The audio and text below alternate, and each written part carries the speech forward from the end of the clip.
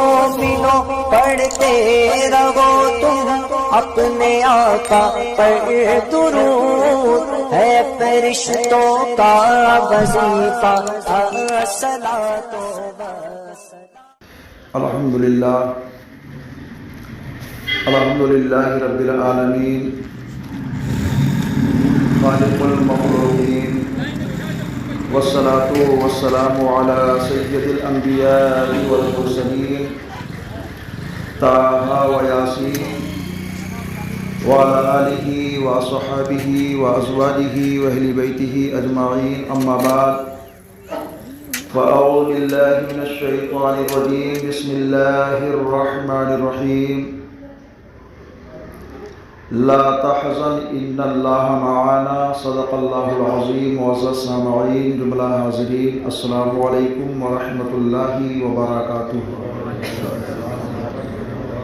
آئیے ہمارا مل کر اپنی اور ساری کائنات کے مرکز عقیدت انیس الغریبین جان عالمین حضور رحمۃ للعالمین کے دربار پرحسین میں انتہائی ادب و احترام کے ساتھ درود پاک کی ڈالی کو عشق و محبت کی تھالی میں سجا کر حضور کی بارگاہ میں نظر کریں اور جی لگا کر پڑھیں، اللہم صلی علی سیدنا مولانا محمد بارک وسلم، صلاۃ و سلام علیک یا رسول اللہ صلی اللہ علیہ وآلہ وصحبہ وسلم۔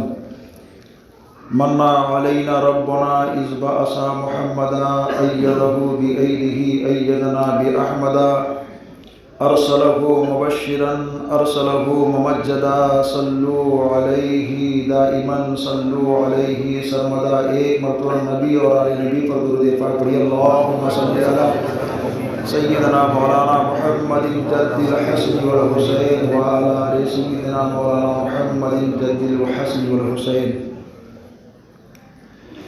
سرور کہوں کہ مالک و مولا کہوں تجھے، باغ خلیل کا گل زیبا کہوں تجھے، تیرے تو وصف عیب تناہی سے ہیں بری، حیراں ہو میرے شاہ میں کیا کیا کہوں تجھے۔ لیکن رضا نے ختم و سخن اس پہ کر دیا، لیکن رضا نے ختم و سخن اس پہ کر دیا، خالق کا بندہ خلق کا آقا کہوں تجھے۔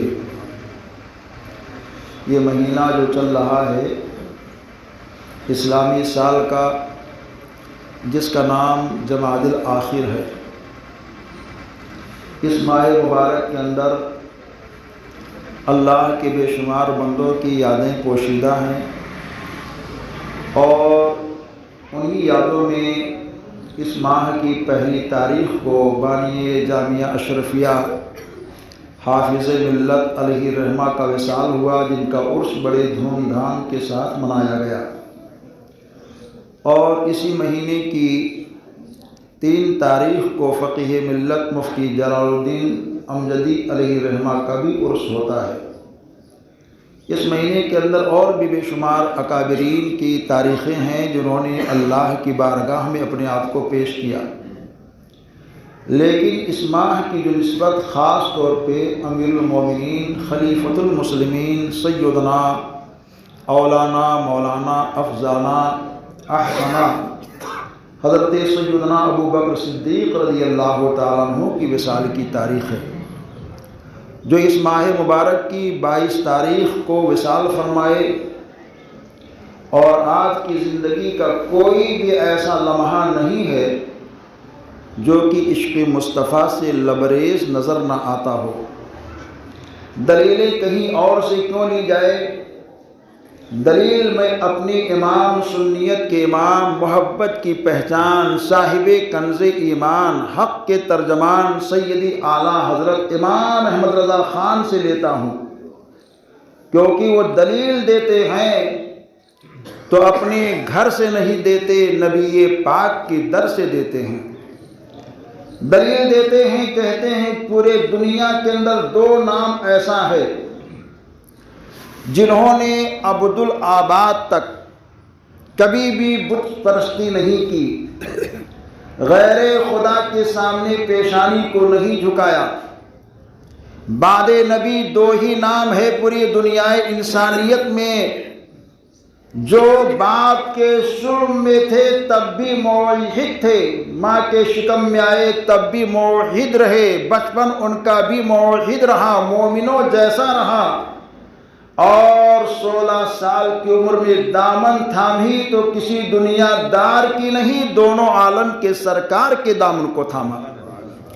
ان دونوں ناموں میں ایک نام آپ بتاتے امیر المومنین خلیفۃ المسلمین اسد اللہ الغالب علی ابن ابی طالب رضی اللہ تعالیٰ عنہ کا نام ہے، اور دوسرا نام جو آپ نے تحریر فرمایا امیر المومنین خلیفۃ المسلمین افضل البشر بعد الانبیاء بالتحقیق حضرت سیدنا ابو بکر صدیق رضی اللہ تعالیٰ عنہ کا نام نامی اس میں گرامی ہے۔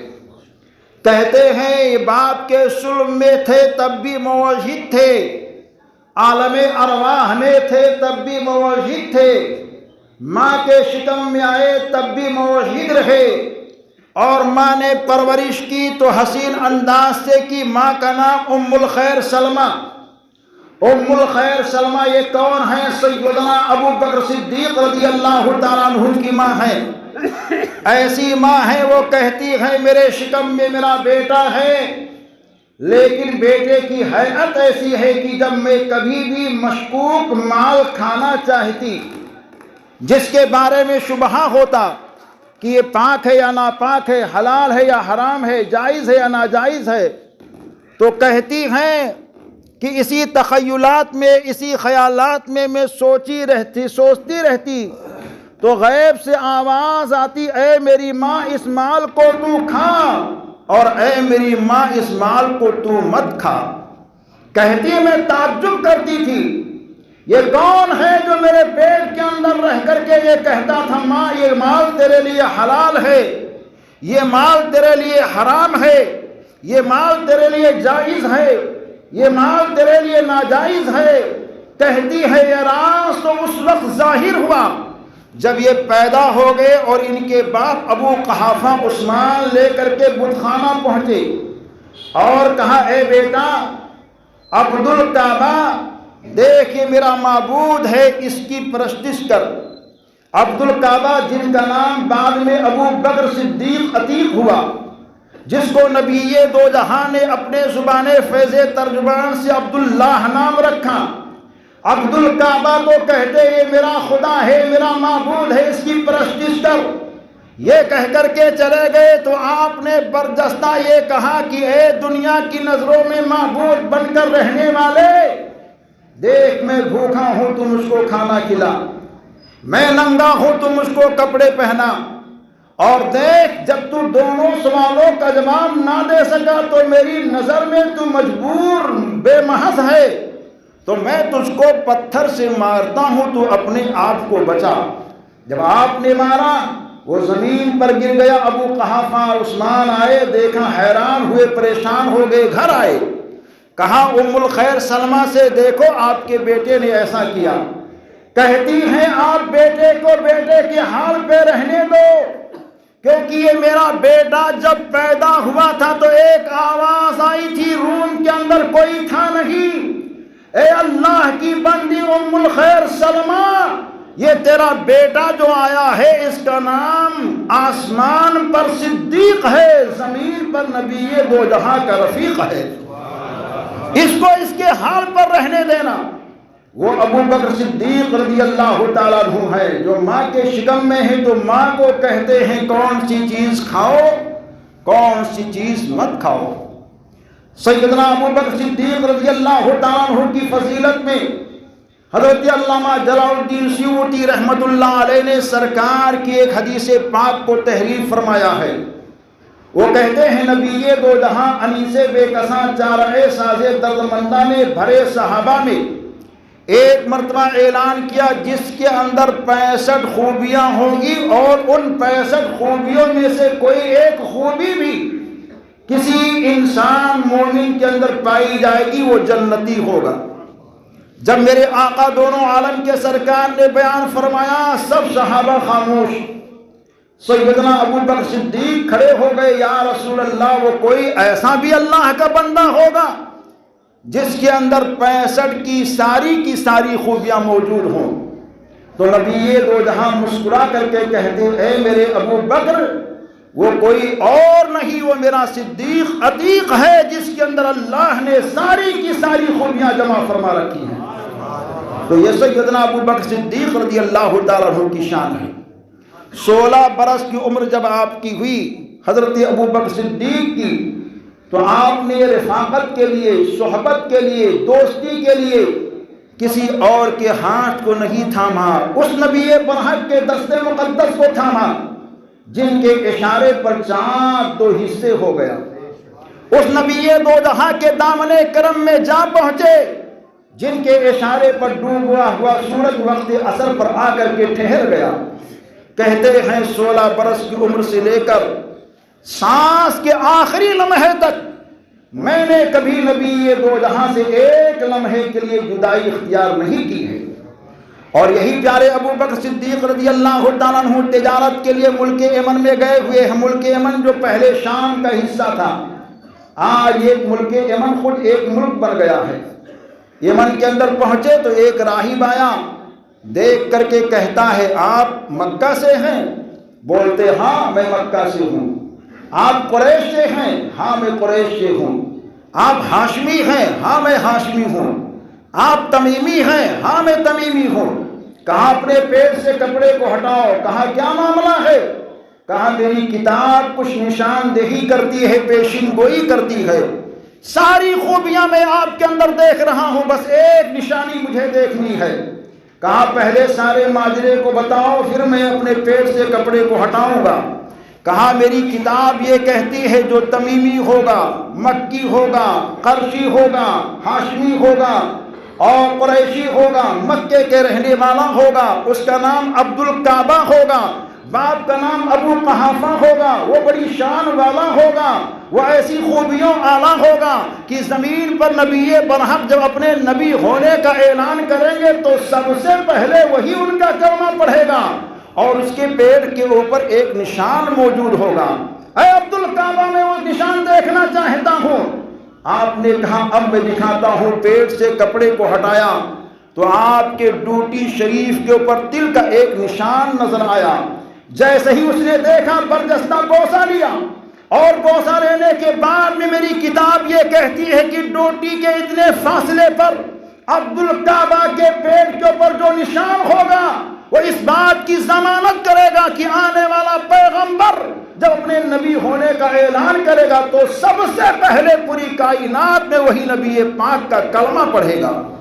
تو اے ابو بکر تمہاری ذات تو ایسی ہے کہ وہ نبی برحق مبعوث تو ہو چکے ہیں مگر اپنے نبی ہونے کا اعلان کیے نہیں ہیں۔ ابھی چرچائیں چل رہی ہیں، ہواؤں سے بات چل رہی ہے، فضاؤں سے بات چل رہی ہے، چاند کی چاندنی ان کو سلام محبت پیش کر رہی ہے، سورج کی روشنی ان کے داد نبوت کو دیکھ کر کے فخر کے ساتھ جھوم جھوم کر کے داد محبت دے رہی ہے، خدا کی خدائی ان سے پیار کر رہی ہے۔ ابو بکر آگے بڑھو، میں آپ سے ایک بات کہنا چاہتا یہ ہوں کہ جس مشن پہ ہو اسی مشن پر قائم رہنا۔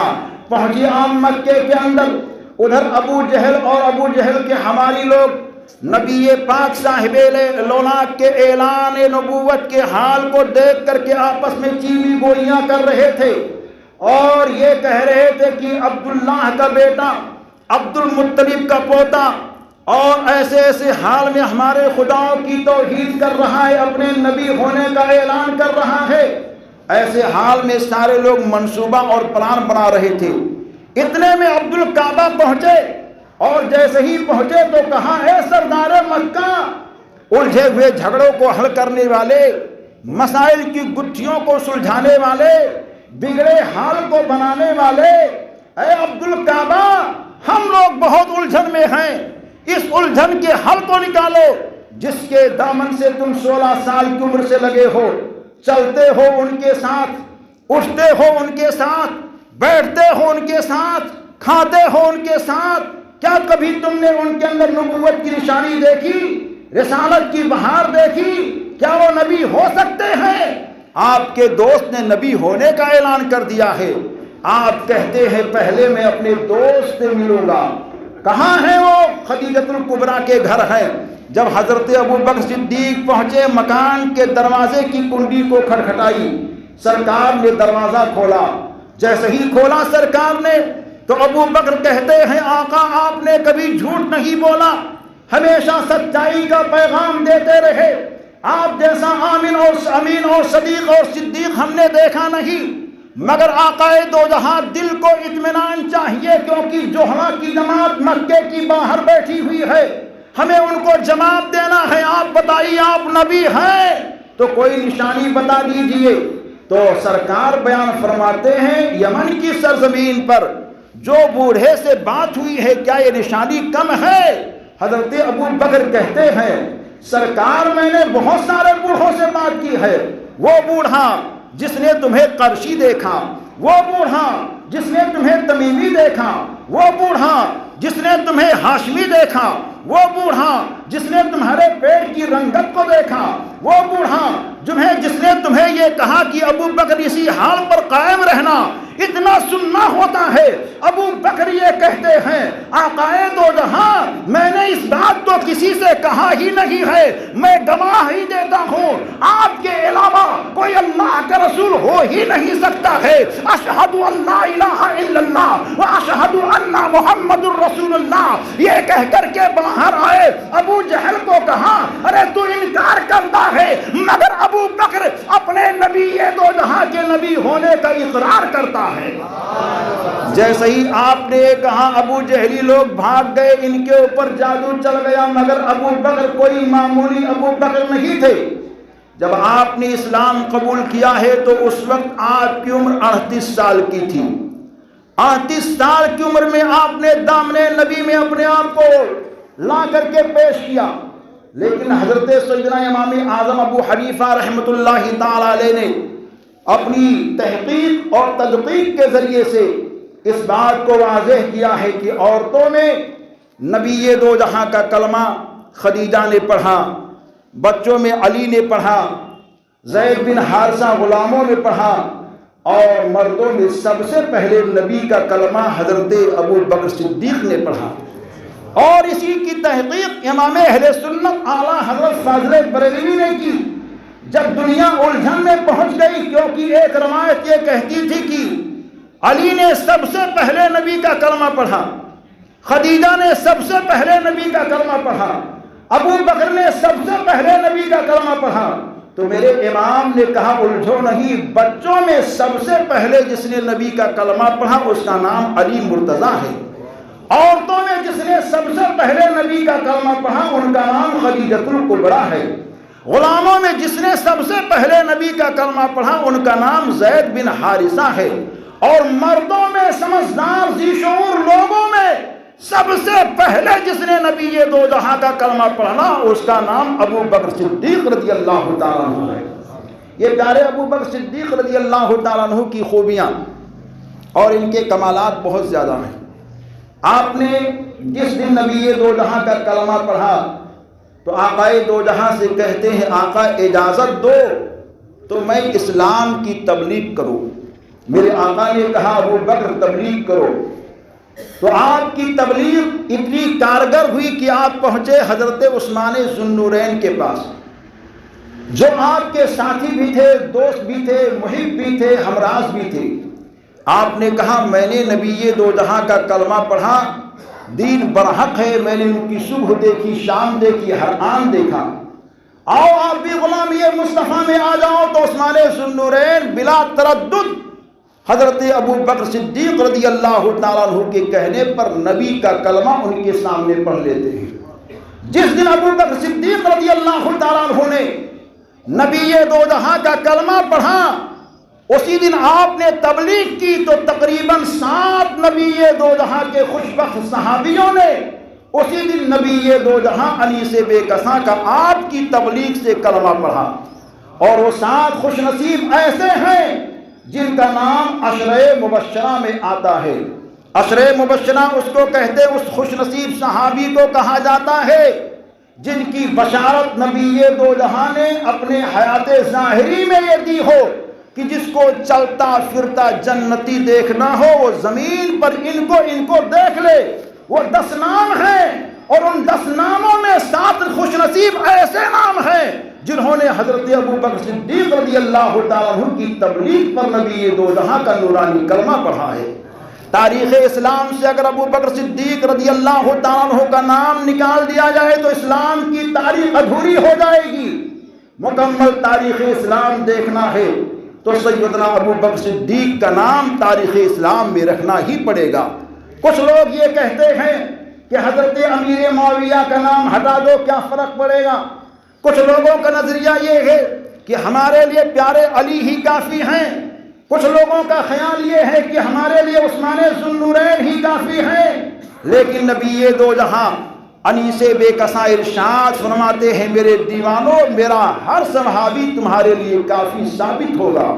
ہر صحابی سے محبت کرو، ہر صحابی سے پیار کرو، اور یہی مجاز بریلی کے نوری چٹائی پر بیٹھ کر کے امام اہل سنت رفیع الدرجت شیخ الاسلام والمسلمین محبت کی شان حق کے ترجمان صاحب کنز ایمان سیدی اعلیٰ حضرت امام احمد رضا خان دیتے ہیں اور کہتے ہیں سنیوں نبی کے گھر والوں سے بھی پیار کرو، نبی کے صحابیوں سے بھی پیار کرو، اپنے ایک ہاتھ میں نبی کے گھر والوں کا دامن رکھو اور اپنے دوسرے ہاتھ میں نبی کے یاروں کا دامن رکھو۔ اور جبھی ہم دیکھتے ہمارے ایک ہاتھ میں نبی کے گھر والوں کا دامن ہے، جب محرم شریف کا مہینہ آتا ہے یا اور بھی کوئی تاریخیں آتی ہیں تو ہم سب اہل بیت کی محبت ہر صبح و شام کر کے اظہار کرتے ہیں، اور جب صحابیوں سے پیار کا معاملہ آتا ہے تو ہم صحابیوں سے بھی پیار کر کے اپنے آپ کو غلامی صحابہ میں شامل کیا کرتے ہیں۔ ایک جماعت یہاں زمین پر چلتی پھرتی ہے جس کو شیعہ رافضی جماعت کہا جاتا ہے، وہ صرف اہل بیت کرتی ہے، صحابہ سے بغض و کینہ رکھتی ہے، اور ایک جماعت ایسی خارجیوں کی ہے جو صرف صحابہ کا نام لیتی ہے، اہل بیت سے بغض و کینہ رکھتی ہے۔ لیکن اے سنیوں، آپ کو اللہ تعالیٰ نے کتنا بڑا کمال اور کتنا بڑے فضل سے مالا مال کیا ہے کہ آپ کے سینے میں اہل بیت کی بھی محبت ہے اور آپ کے سینے میں نبی دو جہاں کے سارے صحابیوں کی بھی محبت ہے۔ جبھی تو میرے آقا ارشاد فرماتے ہیں جس کے سینے میں میرے گھر والوں اور میرے یاروں کی محبت موجود ہو سمجھ لو زمین پر چلتا پھرتا اللہ کا محبوب بندہ جنتی جا رہا ہے۔ تو اپنے آپ کو صحابہ سے محبت رکھو۔ سیدنا ابوبکر صدیق رضی اللہ تعالیٰ عنہ کی سیرت اور ان کی تاریخی حال اور ان کے زندگی کے کمال کو آپ دیکھیں تو ایسا نظر آتا ہے کہ ان کی زندگی ہمارے اور آپ کے لیے نمونے عمل ہے۔ عشق مصطفیٰ ایک عنوان ان کا الگ ہے، دین کی دعوت کا ایک عنوان ان کا الگ ہے کہ کس طرح داعیے دین بن کر کے چمکے۔ نبی دو جہاں کی محبت میں مال کی خریداری، مال کو زمین کی خریداری، مال کو خرچ کرنے کا حسین جذبہ زندگی ان کا الگ ہے۔ مسجد نبوی شریف کی خریداری کے لیے زمین کا پیسہ دینا، حضرت بلال حبشی کو غلامی کی زنجیروں سے آزاد کروانا، بے شمار غریبوں بیواؤں یتیموں کی مدد کرنا، اور اپنی چہیتی لاڈلی بیٹی سیدہ عائشہ کو حضور کے نکاح میں دینا، یہ ساری خوبیاں آپ کی الگ۔ لیکن جہاں تک ماں اور باپ کی محبت کا ماحول ہوتا ہے وہ بھی پیارے ابو بکر صدیق کے اندر بہت نمایاں نظر آتا ہے۔ آپ نے نبی دو جہاں کا کلمہ پڑھا مگر آپ کے والد محترم حضرت ابو قحافہ عثمان نے نبی کا کلمہ نہ پڑھا تھا۔ آپ کی والدہ محترمہ ام الخیر سلمہ نے نبی دو جہاں کا کلمہ نہ پڑھا تھا۔ بڑے بے چین رہتے تھے ابو بکر صدیق، دعا پر دعا کرتے تھے، لیکن فاتح مکہ بن کر کے جب ہم سب کے سرکار مکہ المکرمہ کی سرزمین پہ تشریف لے گئے تو آپ کے والد محترم حضرت ابو قحافہ عثمان نے اس دن نبی دو جہاں کا کلمہ پڑھا۔ کہتے ہیں ابو بکر جب میرے ابا حضور نے آقائے دو جہاں کی غلامی اختیار کی تو مجھ کو اتنا سکون ملا، اتنا چین ملا کہ میں بھی جنت میں رہوں گا، میرا باپ بھی جنت کی باغوں میں رہے گا۔ اور اس کے بعد میں کہتے ہیں مجھے بڑا تردد رہتا تھا کہ باپ تو اسلام والا ماں مسلمہ نہیں ہے، بڑے حیران رہتے تھے، دعا کرتے تھے آقا دعا فرما دے، آقا کرم فرما دے، ماں بھی آپ کی دامن سے جڑ جائیں۔ تو ایک تاریخ وہ آتی ہے کہ آپ اپنے گھر کے اندر بیٹھے ہوئے ہیں، نبی پاک کی محبت اور زلفوں کی باتیں کر رہے ہیں۔ ماں ام الخیر سلمہ نے کہا ابو بکر کون سے زلف کی تم باتیں بار بار کرتے ہو کہ بھینی بھینی خوشبو آتی ہے، چہرے مقدس سے نورانی شعائیں آتی ہیں، ذرا مجھ کو بھی تو دکھا دے۔ ابو بکر صدیق کہتے ہیں میں نے سمجھ لیا آج میرے دل کی تمنا پوری ہونے والی ہے، کیونکہ آج تک کوئی ایسا انسان مجھ کو نظر نہیں آیا جس نے نبی دو جہاں کو دیکھا ہو اور ان کی غلامی کی زنجیروں میں نہ آ گیا ہو۔ کہتے میں اپنی ماں کو اٹھایا لیکن ماں کمزور تھی، میں نے اپنے پشت پر سوار کیا، لے کر کے حضور کی بارگاہ میں پہنچا۔ جیسے ہی نبی دو جہاں کے رخ اقدس پر میری ماں کی نظر پڑتی ہے، ماں نے کہا ابو بکر جو کلمہ تو پڑھتا ہے اپنے نبی سے پہلے تو مجھے اپنے نبی کا کلمہ پڑھا دے۔ کہتے جا رہے ہیں ماں پر اشہد ان لا الہ الا اللہ واشہد ان محمد رسول اللہ۔ نبی یہ دو جہاں کی بارگاہ میں پہنچے تو میرے مصطفیٰ یہ کہتے ہیں داعی اسلام میرے بعد اگر کسی کو دیکھنا ہے تو ابو بکر کو دیکھو، یہ پہلے مبلغ ہیں میرے مذہب کے، جنہوں نے اپنے ذریعے سے اپنے باپ کو بھی اسلام کی دعوت دی ہے اور اپنے ماں کو بھی اسلام کی دعوت دی ہے۔ یہ ابو بکر صدیق رضی اللہ تعالیٰ عنہ ہیں۔ مجاز باللہ ہے کہ بچوں کے اندر اگر دین کی رمق ہے، دین کی تڑپ ہے، محبت مصطفیٰ کی روشنی ہے تو وہ بھی اپنے ماں اور باپ کو حکمت عملی سے دین کی جانب لانے کی کوشش کریں۔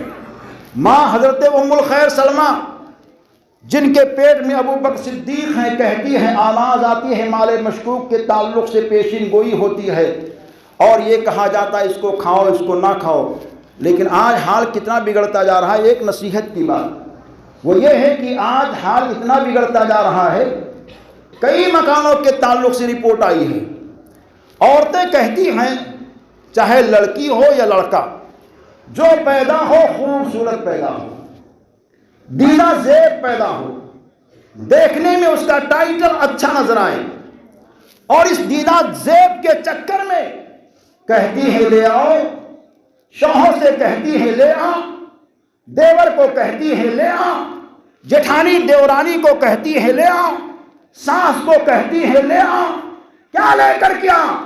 کشمیر کے خوبصورت بچے کا فوٹو لے آ، یہاں کا نہیں ملتا ہے تو امریکہ کے بچے کا فوٹو لے آ میرے روم میں لگا دے، جس طرف نظر پڑے خوبصورت بچے کی تصویر دکھائی دے تاکہ بچہ پیدا ہو تو خوبصورت بچہ پیدا ہو۔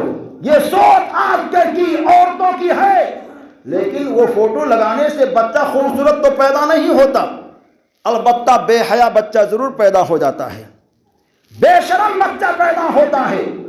اگر فوٹو لگانے کا شوق ہے تو امریکی بچے کا فوٹو مت لگاؤ، کشمیری بچے کا فوٹو مت لگاؤ، لگانا ہے تو حاملہ کے گھر کے اندر گنبد خضرا کا فوٹو لگاؤ، غوث اعظم کے روضے کا فوٹو لگاؤ، امام حسین کے روضے کا فوٹو لگاؤ، بغداد کے میر کا فوٹو لگاؤ، اور غریب نواز کے روضے کا فوٹو لگاؤ، امام اہل سنت کا فوٹو لگاؤ، اور زیادہ شوق ہو رہا ہو تو سنیوں کے پیر، عاشقوں کے میر، تاج الشریعہ کے گنبد کا فوٹو لگا دو۔ میرا وجدان یہ کہتا ہے بچہ پیدا ہوگا تو غدار نہیں ہوگا، بچہ پیدا ہوگا تو دونوں عالم کے سرکار کو وفادار پیدا ہوگا۔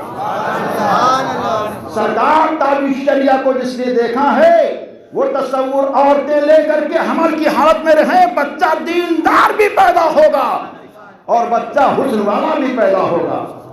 یہ ماحول بناؤ، انشاءاللہ تعالی چلن رہے گا، ماحول رہے گا، اور یہ چیزوں سے اپنے گھروں کو پاک کرو، صاف کرو، پاکیزہ چیزیں لاؤ۔ اللہ تعالی ہمیں اور آپ سب کو عمل کی توفیق نصیب فرمائے۔ مسجد کا سارا کام نظروں کے سامنے ہے، اپنے اپنے انداز سے کام کرتے رہیے۔ یہ دارین کی کھیتی یہاں آپ تیار کریں گے، آخرت میں بھی بھلائی ہوگی، دنیا میں بھی بھلائی ہوگی۔ استغفر اللہ ربی من کل ذنب واتوب الیہ۔ السلام علیکم ورحمۃ اللہ وبرکاتہ۔